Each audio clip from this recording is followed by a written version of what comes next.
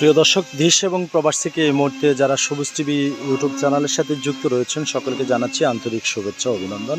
আজকে আমি চলে এসেছি আপনাদেরকে যদি জানিয়ে রাখি যে সুবর্ণচর উপজেলার দাসেরহাট বাজার। আসলে এই দাসেরহাট বাজারটি অবস্থিত হচ্ছে, যদি আপনাদেরকে জানিয়ে রাখি যে সুবর্ণচর উপজেলার ভিতরে। এবং আরেকটা বিষয় যদি জানিয়ে রাখি, এই গ্রামটির নাম হচ্ছে প্রিয় দর্শক চর আমানুল্লাহ বাজার। আর এখানে বেশিরভাগ হিন্দু পরিবার বসবাস করে আশপাশে, এবং তাদের নাম বেশিরভাগ দাস থাকার কারণে কিন্তু প্রিয় দর্শক তারা কিন্তু এই বাজারটির নাম রেখেছেন দাসেরহাট বাজার। তো আমি আজকে আপনাদেরকে এই মুহূর্তে দেখানোর চেষ্টা করছি এই দাসেরহাট বাজারটি। আপনারা আমার সঙ্গে থাকুন।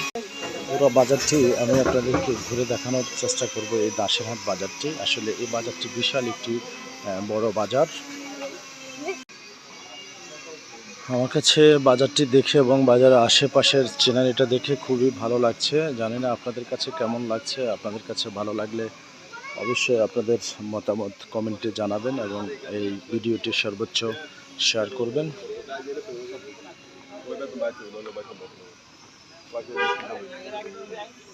বাজারটি দাসেরহাট বাজারটি পড়েছে সুবর্ণচর উপজেলার চর আমানুল্লাহ এলাকার ভিতরে অবস্থিত এই বাজারটি। আমি এই মুহূর্তে যেখানে দাঁড়িয়ে আছি এটি হচ্ছে দাসেরহাট বাজারের 3 রাস্তার মোড়ে আমি দাঁড়িয়ে আছি। আমি একটু জানবো দাদার থেকে। দাদা, এই রাস্তাটা কোন দিকে গেছে? জি, পূব দিকে কোথায় যাওয়া যায়? এটা দিয়ে ধরুন সমেত যাওয়া যায়, গোয়ালখালী সমেত যাওয়া যায়, এবং আপনার সোনাপুর যাওয়া যায়। আর এদিকে এদিক দিয়ে আপনার 4 নম্বর কাটা কিন্তু যাওয়া যায়। আর এদিক দিয়ে তো মেন রোড, এদিক দিয়ে যাওয়ার আপনার মেন রোড দিয়ে যাওয়া যায়। আচ্ছা, এই দাসেরহাট বাজারটা নাম রাখার উদ্দেশ্যটা কি জানেন? এখানে ছোটখাটো একটা দোকান আছে হিসাবে, বা দাসরা যারা হিন্দু এলাকা, তো এখানে অনেক হিন্দু বাইরে জমজমতো, এই কারণে আমরা দাস বেশি, এই কারণে এই বাজারটার নাম দাসেরহাট বাজার মানে পরিচিত ওইভাবে চিনে। কত সালে এই বাজারটা মানে চালু হয়েছে সেটা কি জানেন কিনা? এটা তো আসলে দেখা গেছে আমার বর্তমানে বয়স ধরুন এখন ধরুন 60-65 চলে, তখন থেকে আমার ছোটবেলা থেকে এটা মানে আপনাদের মুরব্বীদের আমল থেকে, মানে স্বাধীনতার পর থেকে এই বাজারটি দাসেরহাট হিসেবে পরিচিত। সর্বপ্রথম এই বাজারের দোকান কোনটা ছিল? সর্বপ্রথম এই বাজারে যেটা দোকান ছিল ওটা এখন নাই। এখন নাই? না, একটা আছে, তাও